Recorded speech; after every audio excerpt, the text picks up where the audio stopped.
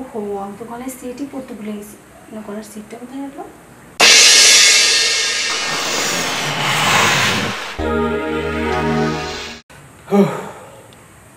একা একা বসে থাকতে তোর ভালো লাগছে না, একটু দোকানে যাওয়া লাগে, বসে বসে চা খাবো আর গপ্প সারবো। আমার বৌমার গল্প, কি সুন্দর একটা ছেলের বউ পেয়েছি আমি, দেখতে মনে চাই, মনে হয় আমেরিকার থেকে নিয়ে আইছি। মাইয়া কিন্তু দেশীয় লিখে আয়, একেবারে চুল গোলায় আমেরিকান, একেবারে স্বর্ণের মতো চিকচিক চিকচিক করে, দেখতে মনে চায়। যাই হোক, এখানে কার সাথে গল্প করতেছি পাগলের মতো? যাই দোকানে যাই, যাইয়া চাটা খাই আর মানুষজন জমাইয়া আড্ডা মারি, ভালো লাগবে না, কিন্তু টাকা তো নাই আমার কাছে। যাই বৌমার কাছ থেকে 50টা টাকা নিয়ে চা খাইয়া, বৌমা কোথায় কোথায় কোথায় বুঝতে পারছি, আর রুমে আছে। যাই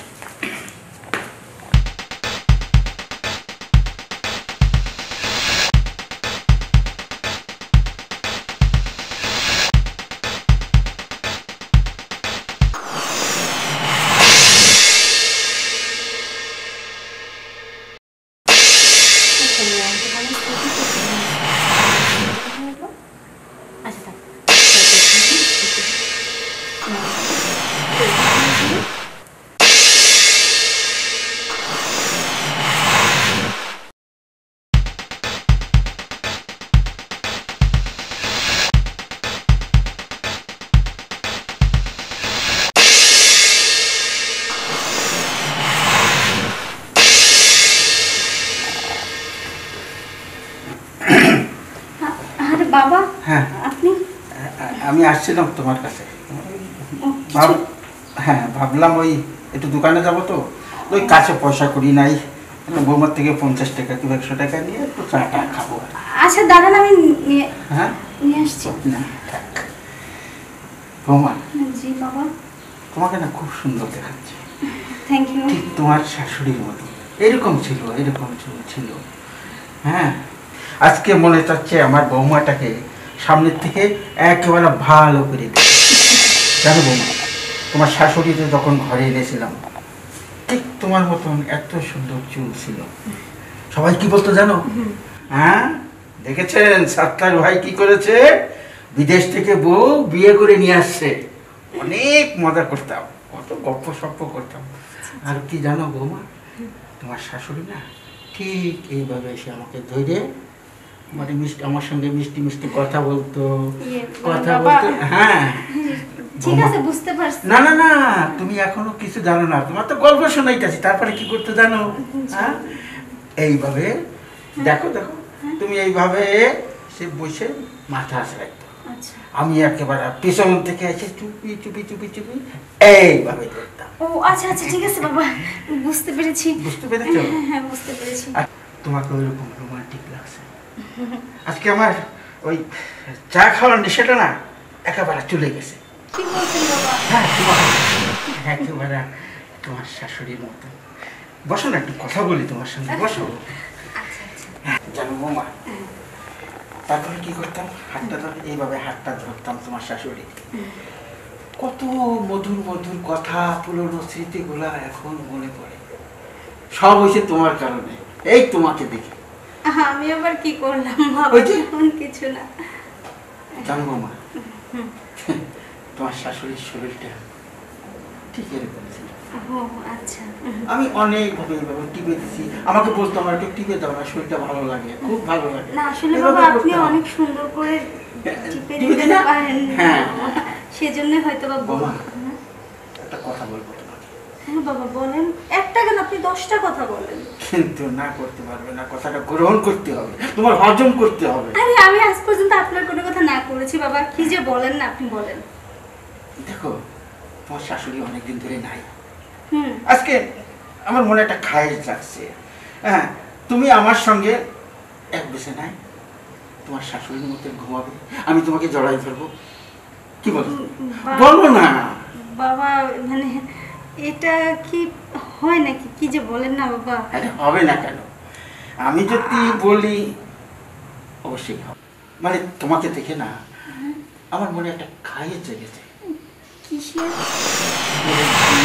এতদিন তোমার শাশুড়ি নেই, আমি অনেকদিন ক্ষুধার্ত, এই মানে আমার থাকা হয় না, শরীরটাও সবসময় গরম হয়ে থাকে। তুমি একটু আমাকে ঠান্ডা করে দাও বৌমা, প্লিজ ছি ছি বাবা, আপনি এসব কি বলছেন? আপনি আমার শ্বশুর, সেখানে আপনি আমাকে এরকম নোংরা কথা কি করে বলতে পারেন বাবা? ছি বাবা, আপনার বয়স হয়ে গেছে। ছাড়ুন বাবা। করবে না, চিল্লা চিল্লি করবে। চিল্লাচিল্লি করছি না বাবা, আপনি ভালোই ভালো এখন এই মুহূর্তে আমার রুম থেকে বেরিয়ে যান, বেরিয়ে যান বলছি। বুঝতে পেরেছি, সোজা আঙ্গুলে ঘি উঠবে না। সোজা আঙ্গুলে উঠবে না? সোজা আঙ্গুলে ঘি উঠবে না, আঙ্গুলটা আমার বাঁকা করতে হবে, কোনো কথা বলবে না। আপনার যা খুশি করুন, আপনি বেরিয়ে যান আমার রুম থেকে। আমি বেরিয়ে যাব না, আমি তোমাকে ভোগ না করে আমি এখান থেকে বেরিয়ে যাব না। আমার শরীরে আগে অভিযোগ। হারামজাদা! স্যার বলতেছে, ওর স্যার। তোকে আজকে আমি মেরে ফেলবো। ভাবি,